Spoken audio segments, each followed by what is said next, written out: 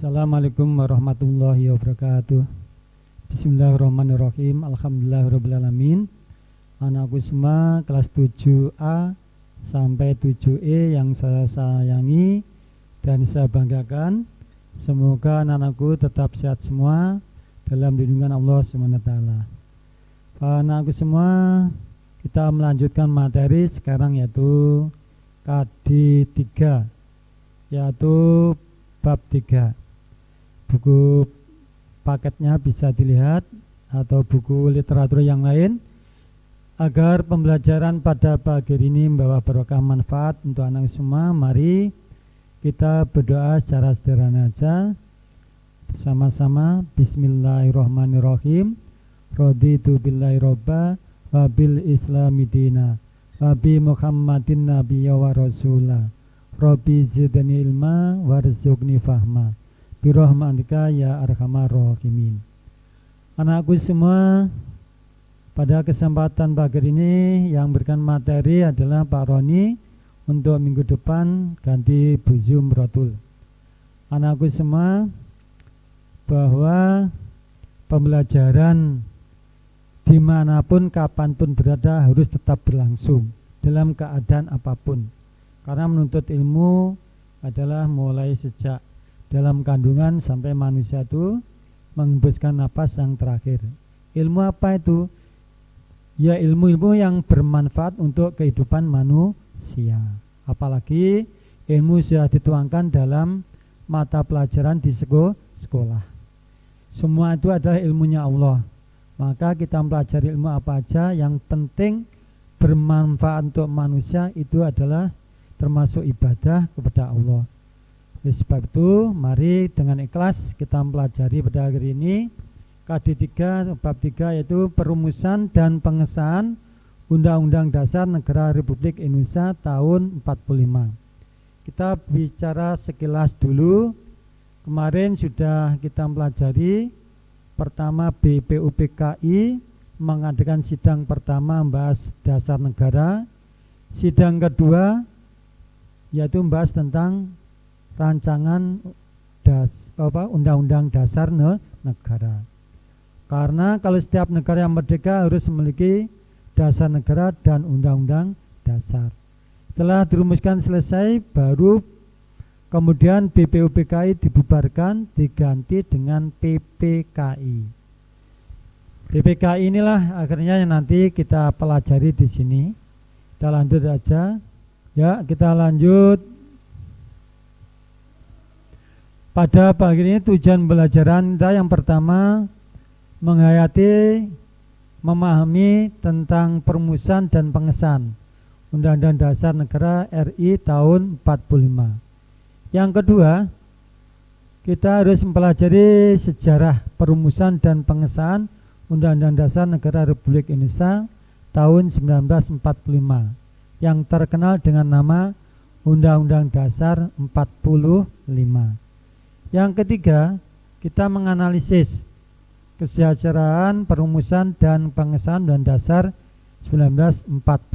Ini adalah tujuan pembelajaran yang kita bahas pagi hari ini. Nanti kalau 1 atau 2 belum waktunya sudah cukup, ya kita lanjutkan minggu depan. Kita lanjut anakku. Perumusan dan Undang-Undang Dasar Negara Republik Indonesia. Undang-Undang Dasar itu sama dengan konstitusi. Saya ulang. Nama lain dari Undang-Undang Dasar adalah konstitusi. Konstitusi itu apa? Hukum dasar. Hukum dasar, hukum yang dari suatu negara yang menjadi pegangan dalam penyelenggaraan suatu negara. Di hukum dasar hanya memuat-muat dasar pokoknya aja, sehingga Undang-Undang Dasar itu bisa dikembangkan kepada undang-undang yang lain. Di undang-undang narkoba, undang-undang pendidikan itu muaranya dari undang-undang dasar. Contoh undang-undang pendidikan, muara dari pasal 31 ayat 1 dan seterusnya. Jadi ini Undang-Undang Dasar 45 atau Undang Dasar itu sama dengan konstitusi, adalah hukum dasar yang menjadi pegangan dalam penyelenggaraan suatu negara. Di negara dalam melaksanakan pemerintahnya tidak boleh semaunya sendiri, tapi berdasarkan kepada hukum dasar yang berlaku. Contoh pemerintah apalagi negara Indonesia adalah negara apa anak semua? Yaitu negara hukum. Kita lanjut. Situasi pada waktu perumusan Undang-Undang Dasar yang tadi saya sampaikan di awal. Undang-Undang Dasar dirumuskan, dikonsep, ibaratnya dibuat oleh BPUPKI sidang yang kedua. Kalau sidang pertama tanggal 29 Mei sampai 1 Juni membahas dasar negara. Sudah kita sepakat, yaitu namanya Pancasila, terdapat 5 sila. Sidang BPK yang kedua tanggal 10 sampai 16 Juli 45. Ini membahas tentang apa? Undang-Undang Dasar negara. Situasinya rapat seperti ini. Dan kita lanjut. Perumusan Undang-Undang Dasar Negara Republik Indonesia ini adalah panitia hukum dasar membentuk panitia perancang undang-undang. Jadi membentuk tim, ibaratnya sekarang tim sukses, bahasa yang tren sekarang ya. Tim sukses untuk yang ngetren yaitu pilkada, tapi di sini membentuk tim untuk merancang dari suatu undang-undang. Nanti kalau yang membahas terlalu banyak orang, 100 orang atau mungkin 200 orang, malah sulit. Dari 200 orang, 100 orang cukup diwakili, mungkin diambil 10 orang aja. Ini contoh lebih efektif. Ini adalah perumusan Undang-Undang Dasar Negara Republik Indonesia. Perumusan Undang-Undang Dasar Negara RI itu menghasilkan apa? Contoh kita konsep hasil kesepakatan sidang panitia hukum dasar adalah sebagai berikut. Membentuk panitia perancang. Jadi pertama kita harus membentuk panitia perancang yang konsep ibaratnya. Ibaratkan anak-anakku kalau ingin mengadakan perjalanan, contoh aja mau mengadakan tur kembali atau tur ke Jogja. Berangkatnya tanggal berapa, terus berapa hari, disampai tujuan contohnya kembali jam berapa, nanti mulai check in masuk hotel, terus objek lagi, check in hotel lagi, terus pulang kembali. Itu adalah namanya konsep. 4 konsep dirancang. Itu panitia perancang Declaration of Right yang beranggotakan termasuk Ahmad Suparjo, Sukiman dan Parada Harahap. Yang selanjutnya bentuk negara kesatuan atau unitaris. Di negara kesatuan, negara yang mana di dalam suatu negara itu hanya ada satu pemerintahan pusat. Tidak ada di dalam negara pemerintahan itu ada negara-negara bagian. Itu adalah negara kesatuan. Tapi kalau negara serikat ada negara pemerintahan pusat, tapi di dalamnya ada negara-negara bagian. Termasuk Amerika ada 41 negara bagian lebih itu ya. Jadi kalau Indonesia tidak, seluruh wilayah Indonesia mulai Sabang sampai Merauke itu adalah ada satu pemerintahan pusat. Tapi di dalamnya wilayahnya termasuk sesuai dengan pasal 18 ayat 145, wilayah NKRI dibagi atas satu daerah provinsi dan daerah kota kabupaten. Jadi wilayah Indonesia dibagi daerah provinsi dan kabupaten kota. Tadi tidak ada negara bagian. Itu sesuai dengan pasal 18. Nah, wilayah daerah provinsi tingkat 1, tingkat 2, kota kabupaten itu diberi otonomi daerah. Otonomi daerah itu apa? Hak atau kewenangan daerah untuk mengatur, mengurus pemerintahan sendiri tanpa campur tangan dari pemerintah daerah yang lainnya. Terakhir, kepala negara di tangan satu orang, yaitu seorang presiden. Ini negara satuan hanya ada satu presiden. Tapi kalau negara bagian, tiap negara bagian ada presiden. Kalau Indonesia tidak satu presiden, tapi kalau daerahnya itu tingkat satu, ya dipimpin gubernur, ada gubernur. Indonesia ada 34 provinsi, ya ada 34 gubernur. Kota, wali kota, kabupaten, bupati. Ini contoh seperti itu. Perbandingan antara kesatuan dan serikat. Kita lanjut anakku semua, semoga paham. Kurang jelas nanti bisa Japri, Pak Roni, bisa Buyum. Kita membicarakan pengesahan Undang-Undang Dasar Negara Republik Indonesia. Pada tanggal 7 Agustus 1945 BPUPKI kemudian dibubarkan. Karena apa dibubarkan Asma? Karena tugasnya merancang Undang-Undang Dasar tadi sudah selesai, kemudian diganti PPKI, Panitia Persiapan Kemerdekaan Indonesia. Karena syarat negara merdeka sudah punya dasar negara, Pancasila sudah dirumuskan, Undang-Undang Dasar sudah, baru tugas selanjutnya mempersiapkan Indonesia merdeka yang diberi nama PPKI. Bahasa Jepangnya Dogoretsu Junbi Inkai. Ini diketuai oleh Bapak Insinyur Soekarno, PPKI-nya. Kemudian pengesahan Undang-Undang Dasar Negara Republik Indonesia, dua tugas dari PPKI. Setelah Indonesia berhasil merdeka, otomatis tanggal berapa anak sekalian? Tanggal 17 Agustus.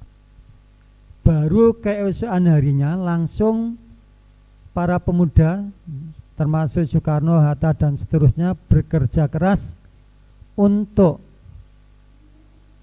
menetapkan, mengesahkan dalam Undang-Undang Dasar Negara.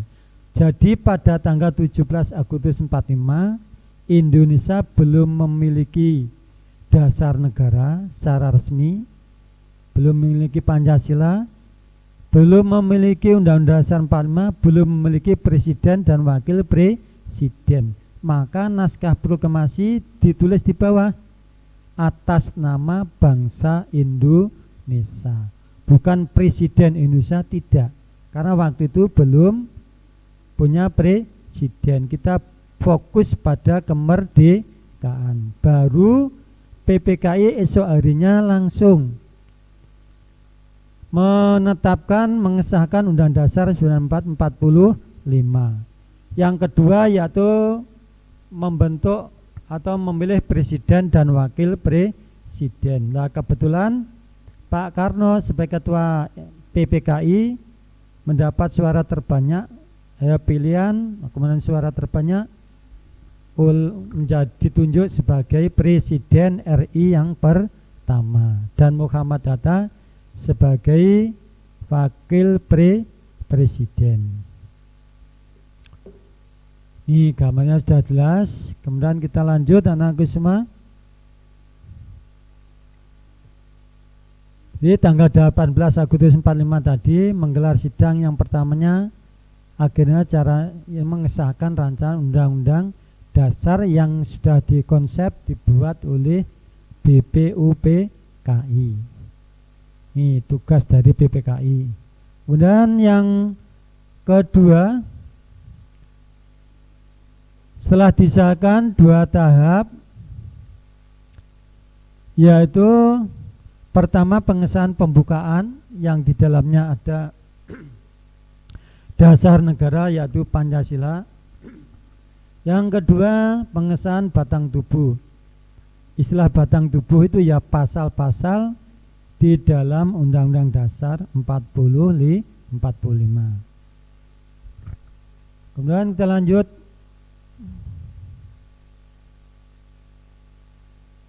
Secara lengkap Undang-Undang Dasar 45 terdiri atas satu, ini yang masih versi yang lama ya anakku semua. Pembukaan, kemudian batang tubuh. Batang tubuh ini undang-undang dasar yang belum diamandemen itu ada 16 bab dan 37 pasal. Penjelasan, kemudian ditambah aturan peralihan dan aturan tambahan. Nih. Sekarang sudah diamandemen mulai tahun 1999 sampai 2002. Jadi 4 kali amandemen. Maklum karena pasal-pasal dalam Undang-Undang Dasar 45 sudah bertahun-tahun, pasti ada yang kurang relevan sesuai dengan perkembangan zaman. Maka pada waktu reformasi Undang-Undang Dasar diadakan amandemen. Amandemen itu artinya yaitu adanya suatu perubahan. Perubahan yang baik, perubahan yang positif, dari kurang baik menjadi baik, yang baik lebih baik lagi. Itu namanya amandemen. Arti penting Undang-Undang Dasar Negara tahun 45 bagi bangsa dan negara Indonesia. Dalam pembukaan Undang-Undang Dasar 45 terdapat pokok-pokok pikiran yang meliputi suasana kebatinan negara Indonesia. Hal ini termuat dalam Berita Negara Republik Indonesia tahun 2 nomor 3. Jadi ini pokok-pokok pikiran yang penting dalam pembukaan. Maka pembukaan ini sudah kesepakatan dari MPR, tidak boleh dirubah. Yang boleh dirubah di amandemen hanya batang tubuh atau pasal-pasal dalam Undang-Undang Dasar 45. Kenapa pembukaan tidak boleh dirubah? Karena di dalamnya ada dasar negara. Dasar negara Pancasila sila pertama sampai kelima. Kalau dirubah berarti merubah keseluruhan isi daripada negara. Karena semua hukum pasal-pasal dalam Undang-Undang Dasar 45 itu harus terinspirasi, harus bersumber dari Pancasila. Kemudian Undang-Undang Dasar 45, semua hukum-hukum yang berada di bawahnya harus berasal, tidak boleh bertentangan dengan Undang-Undang Dasar 45. Jadi kalau pembukaan dirubah berarti sama dengan merubah Undang-Undang Dasar, merubah undang-undang dan semua peraturan di Indonesia. Karena inti sumber hukumnya adalah pada Pancasila, kedua Undang-Undang Dasar 1945. Arti penting Undang-Undang Dasar 45 bagi bangsa dan negara Indonesia. Anakku semua, bahwa pembukaan Undang-Undang Nasional memuat beberapa pokok kaidah negara yang fundamental. Pokok itu barang yang sangat esensial, sangat penting bagi kehidupan bangsa dan negara. Esensialnya yang berisi dengan ideologi negara. Halnya pertama yaitu menjelaskan pentingnya suatu kemerdekaan. Di kemerdekaan itu sangat penting bagi suatu negara. Pertama, pentingnya apa anak semua? Syarat berdirinya negara harus bisa merdeka. Yang pertama ini merdeka. Alinea pertama itu juga sangat tegas, bangsa ini sangat tegas menentang atau menolak terhadap penjajahan. Kenapa penjajahan ditentang, ditolak? Karena menimbulkan penderitaan, bahkan tidak sesuai dengan pri kemanusiaan dan pri keadilan. Contoh sejarah saja, saudara kita orang-orang Jawa yang ada di Suriname, di daerah dekatnya Perancis itu ya, Suriname, itu pada waktu penjajahan orang-orang Belanda mengangkut rempah-rempah dengan kapal. Kuli-kuli orang Jawa itu setelah sampai Belanda, mereka tidak dipulangkan ke Indonesia, diturunkan dalam satu pulau sekarang nama Suriname itu. akhirnya ditinggal itu aja. Maka orang-orang Jawa keturunan di sana sampai sekarang masih bisa melestarikan bahasa Jawa. Tapi kalau bahasa Indonesia sudah tidak bisa. Ini contoh, maka Indonesia menyuarakan menolak dengan tegas tentang penjajahan karena bertentangan dengan nilai kemanusiaan dan nilai keadilan. Anakku semua, kita sambung minggu depan. Semoga anakku tetap pintar, sehat semua, ilmunya barokah manfaat, dan semoga cita-cita anakku semua besok dijabah, bisa tercapai, dimudahkan Allah Subhanahu wa taala. Mari kita baca hamdalah. Alhamdulillahirabbil alamin. Assalamualaikum warahmatullahi wabarakatuh.